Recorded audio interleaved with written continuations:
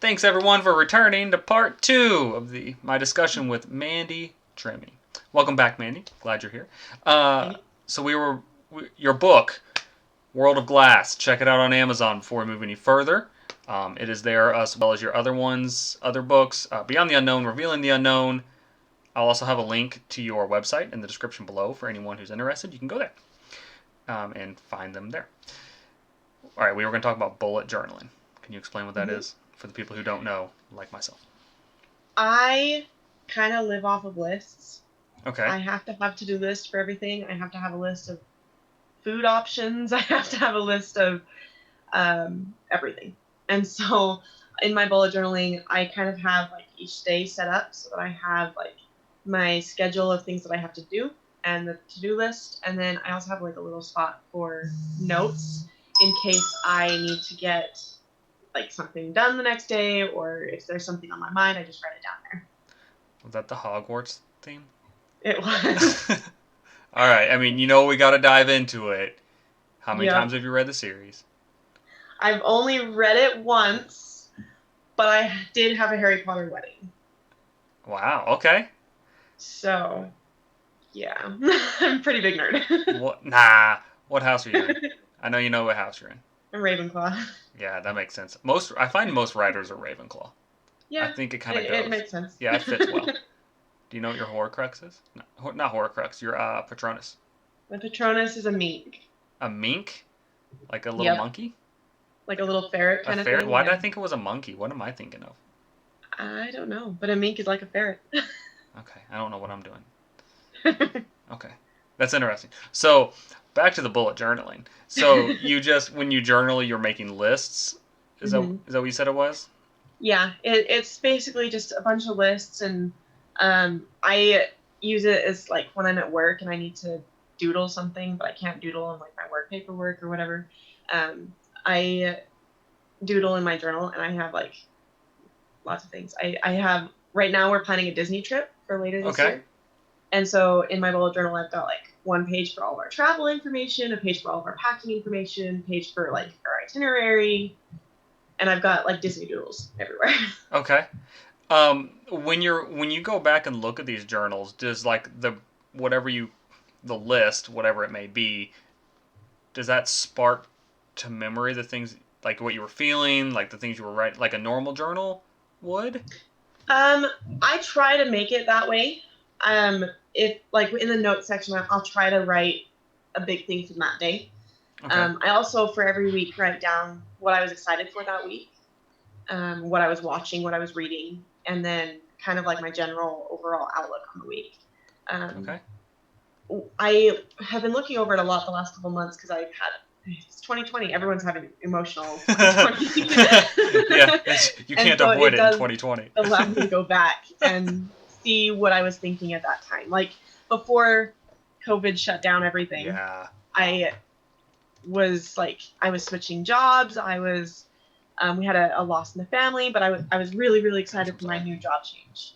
And then COVID shut everything down. So I had my reaction to that and everything in there. So what's it been like where you're at with the COVID? My household is full of essential employees. So we've all basically been working still. Mm-hmm. With the exception of my mom, who we live with. She's a school teacher, and so she has been home since spring break in March, which has totally thrown her off, and she hates it. Of course. Is she able to do classes online?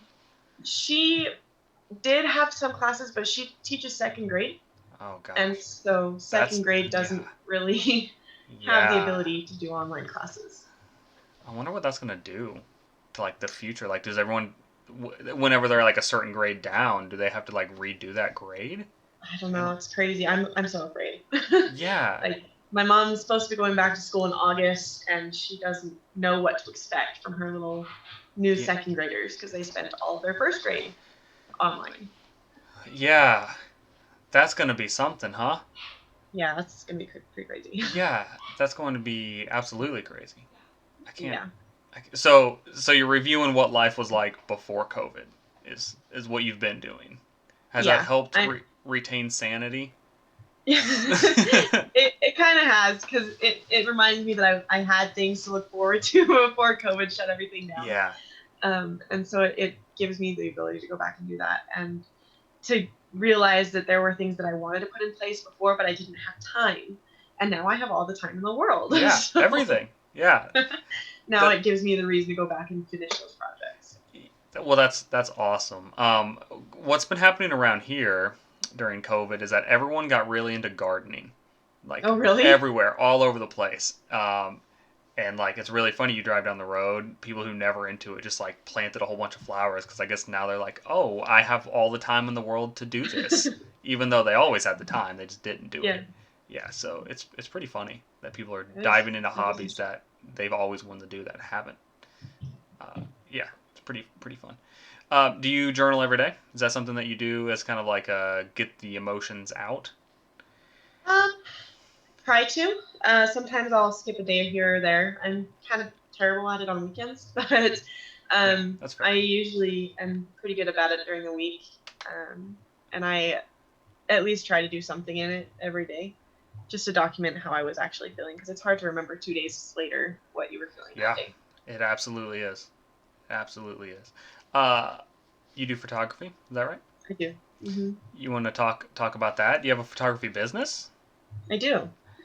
Let's talk about It that. hasn't quite been a year since I started that. July 1st last year was when I started that. Okay. Wow. But So half of that's been COVID. yeah, yeah. Yeah, Yeah. I had a wedding that I photographed in January, Okay. and then February was really, really dead, and then March just shut everything down. Yeah. So, Okay. yeah, So let's go before that. Before January last year, you started in June ish. ish. In June, I was building my portfolio, so I had like a bunch of free sessions, and then I started my business in July. Okay. Do you primarily do weddings? Do you Most do? of the time, I do families. Okay. I've only done 3 weddings, but I've done so many family sessions. They're my favorites.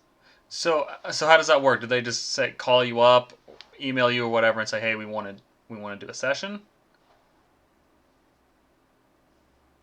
Did I lose you again?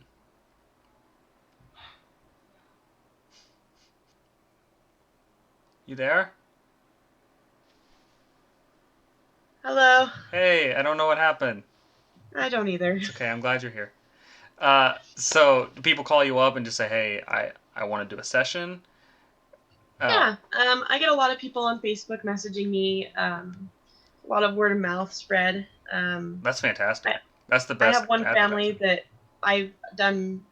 They're one of my weddings, so I did their wedding, and Okay. I did like extended family pictures and a maternity session and newborn pictures. I've done everything for them, Wow. and they will spread my name a lot. And I get texts or messages on Facebook, "Hey, you did so and so's wedding, or so and so's family pictures, and I would really like to book you for this." That's So amazing. that's pretty fun. Yeah, that's amazing.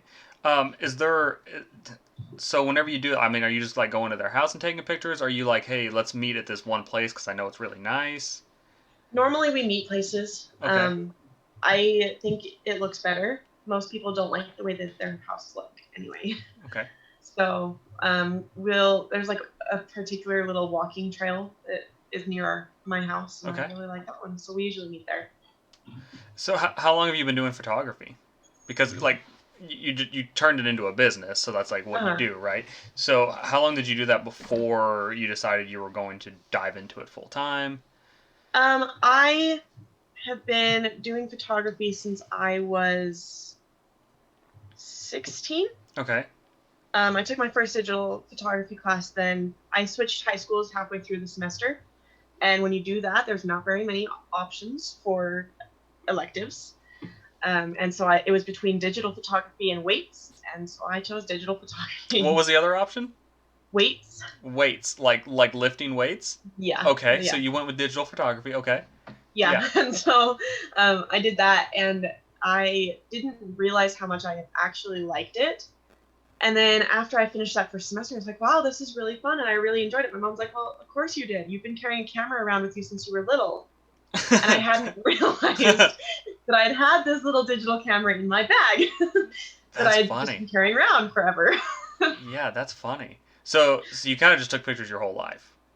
Yeah, and I since she said that, I had gone back and looked, and it was mostly things like the zoo or family functions that I would just take Sure. my camera and take pictures.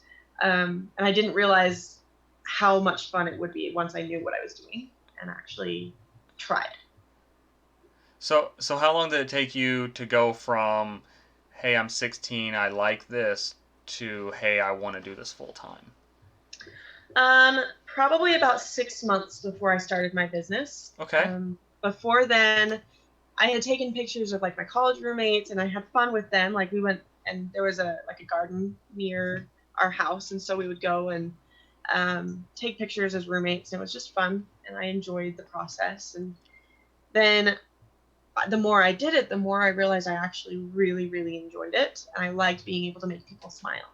Yeah. And it just it made my day better to make somebody else's day better. Yeah. And then when one of my roommates that I had been taking pictures of first semester, she called me the day she got engaged before she told any of her friends, and said, "Hey, I got engaged. I need you to do my wedding." And so that was my first. Okay, well maybe I could actually do something with this. Yeah. So it Uh, was kind of like the first wake up call. yeah, of course. And that's amazing.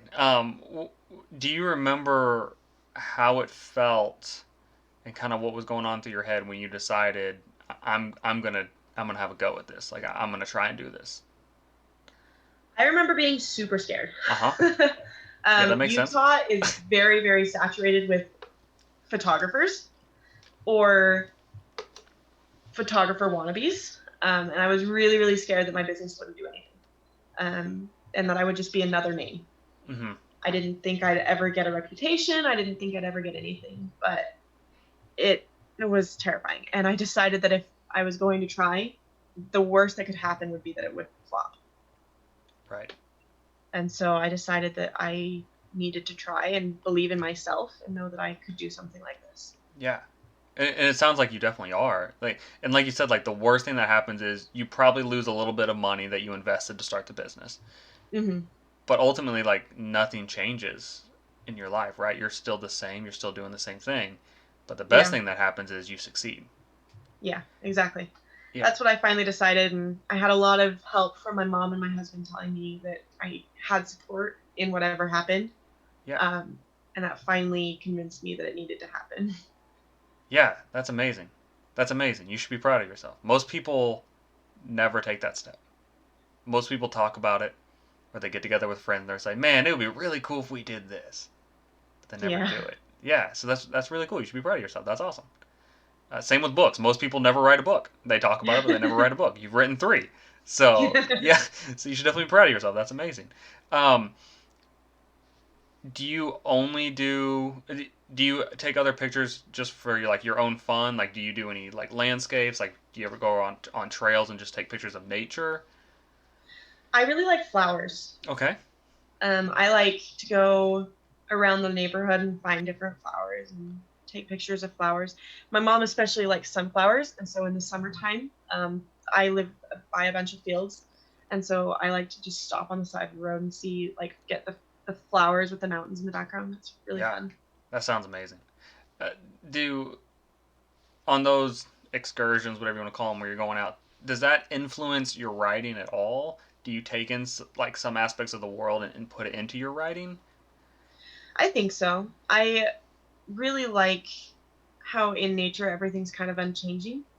And if it does change, it's from like something huge, like a rainstorm or Yeah, windstorm. Um, and then in writing, it's kind of the same thing. Like it's going to be a pretty big change in the character's life. Like it has to be, otherwise the book isn't interesting. right.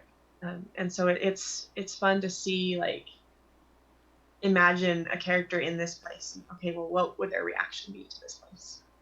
Yeah, I think that's right. And like you said, there has to be some type of shift in the character. I mean, that's why everyone watches the, Mm-hmm. the movie, this read the book. They're looking for the shift. What's the weather like in Utah? I mean, is it like mostly sunny with like serious rainstorms? What's it In like? Utah, it's actually pretty rare to get rainstorms. We get a lot of Wind. Winter, we get very few snowstorms, but when we do, they're insane. Um, we get snowed in, or at least almost snowed in. They don't actually do snow days anymore in Utah, but they S- we get a ton of snow So 3 or 4 times a year. what do you mean they don't do snow days? Like, what happens if you can't leave your house? The basic majority of businesses and schools say eventually the roads will be clear and you can get to work when you get to work. What? Yeah. How does that make Yeah. sense? Um, unless you live like on the very boundaries of the city, it there's snowplows that go almost all day long. And so at some point the snowplow will get to you. In my personal neighborhood, we actually don't get snowplows on my street. And so if you're going to leave, the neighbors all usually gather together and shovel you out. Wow. That's happened on several occasions. Wow. So Yeah. you almost have like tiny cultures developing around like helping each other Yeah, when that's the snow yeah. hits. Yeah, Wow. winter's a big time for everybody to haul out their four-wheelers to hook shovels to the front and Wow. shovel everybody out. Wow. More communities need to be like that because most people they don't know their neighbors, no one talks to each other. That's really cool. I mean, it stinks that you have to do that, Yeah. but it's really cool. So like even if school's going, even if you don't get out of your house and you can't hit the road until 2 p.m., 3 p.m., you're still expected to go to school Yeah, at that unless point. there's like some major reason. The last time we had like an actual snow day where school was canceled, I was in the second grade. I remember because it was on Valentine's Day, and we were gonna have our Okay. Valentine's Day party. And my best friend called me to complain that she couldn't go to the party because she was snowed in. Wow. But they now for schools they will postpone school until like around 11 or 12. But then after that, you're kind of expected to be there unless you live out in the boonies. And businesses are the same way. Basically, I was told in high school that if I couldn't get to work, my boss would come pick me up. Like it was expected that you'd be at work. Wow. This last year, Wow. this last winter, I had to drive like on a normal day with clear roads, 30 minutes to get to work, and there were days that it would take an hour and a half, 2 hours, Oh but my I'd still have gosh. to get there. There was actually one day that it took me 3 hours to get to work. I remember because I was like Snapchatting my boss all the time. I'm like, I'm stuck in traffic. I'm still here. I'm on my way. Oh my gosh. That's crazy. But yeah, it gets pretty intense. The wrecks on the road get pretty intense too. So that's a complete contrast to North Carolina where Yeah, if the forecast says it might snow, school is canceled. really, Yes. Yes. that's We had crazy. a snowstorm come through and they canceled school 2 days before. Like it was on whatever Thursday. On Tuesday they said we're not having school on Thursday. I'm like it hasn't even started snowing. How can you make that call? That's Like crazy. how do you do that? I can't even imagine that. Yeah, it's ridiculous. It's absolutely ridiculous. Um, so how do, this is gonna be a strange question. When you're taking pictures of nature, people, how are you determining the correct lighting? Are you just like taking a picture and saying, "Oh, that doesn't look good," or are you like, like what's going on in your mind? What's the thought process? I try to start out with all the best solutions already. Like, Okay. I don't shoot after sunset, number one. I also don't like to shoot around noon either. But in the later afternoon, that's when the light is softest on the face and you don't get as many shadows. Okay. But then also there's like the there's different measurements on the camera itself, and it'll show you how much lighting you're letting in. And basically, my biggest goal is just to make sure there's not shadows. So as long as I can make sure that the shadow's not behind you or the shadow's not on your face, I can usually make a pretty good picture.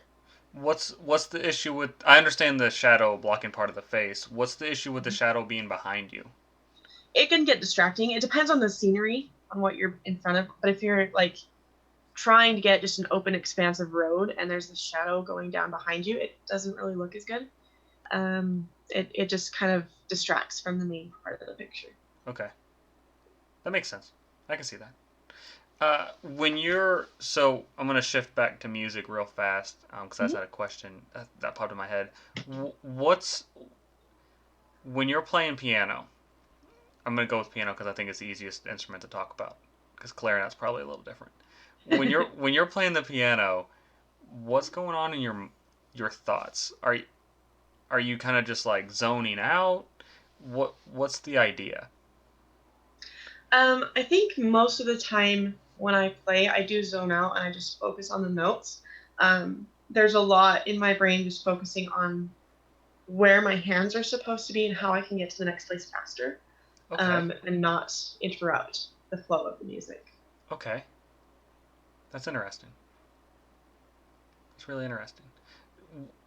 When you so I just don't understand. I don't understand how people do this. When you're playing a song on piano, whatever song it is, and there's like a part where you're just going to embellish the music and make it more than it is, what's the thought on how you're going to do that? Because I've seen videos of people doing it. I've read stuff on what it is, but I don't understand. Like when I sit down at the piano, that's not happening. so so what's the thought? Like how do you get there? How do you get from I'm playing the song to you're making it your own with the embellishment? I think a big part of it is being able to visualize it a little bit more than hearing it or reading it. You're able to just see what it's kind of like writing a book. You have to see all of the aspects and not just one point of view. Okay. Um, so you'd be seeing it from everybody's eyes and not just the one. And so you're hearing it from every key, and you know where the notes need to go. You know who needs to be saying what at that time. Okay. Okay. That makes sense. Do you find that to be difficult, or does it just come natural to you? For me, it's a little bit more difficult when I play. I very much focus on just what's written. Okay. I like to lose myself in other people's work, Okay. and it's I don't I my brain I can't focus on that and then create something as I go. Just because when I play, I want to show other people's abilities to write music. Sure.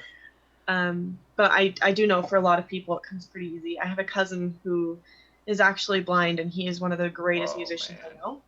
And he like his piano playing brings me to tears every time. Oh my gosh. Yeah, And he that doesn't have the same problem of reading music like I do. Like I focus on the music notes, but he hears it. He can't see it. yeah. And so he is amazing at just adding embellishments as he goes. What are some of the your favorite composers? Is that do you play mostly classical or you also play pop music? Like are you playing Maroon 5 when you sit down at the keyboard? No, actually, right now my piano music sitting on my piano is ABBA and Disney. Okay.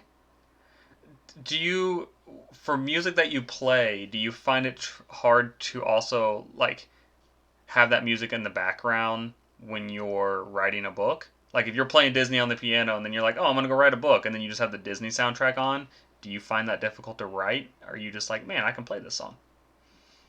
No, I think it actually makes things a little bit easier Really? to do something like that. I love having like ABBA. Like if I'm gonna go play ABBA and then go sit down and have ABBA playing in the background, I love that. That's a lot of fun for me. Okay. Interesting. Interesting. Well, we have done almost an hour and it's been an absolute pleasure. We'll hit your books one more time and we can wrap it up. Are you cool with that? Yeah, sounds good. Uh, Beyond the Unknown, Revealing the Unknown. This is part two, so anyone who missed part one, you want to give a quick explanation of what those are? Beyond the Unknown, Revealing the Unknown, I wrote them in middle school. They are about a couple of teenagers who figure out that the government is lying to them, and they go on their own adventure to figure out what the lie really is and how to reveal it and give it back to society.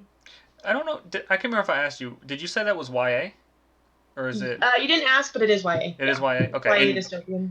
YA dystopian, and then World of Glass, also YA dystopian?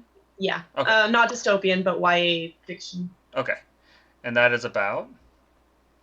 World of Glass is about a teenage girl who was put into the foster system, also corrupt and not Yeah. realistic at all system.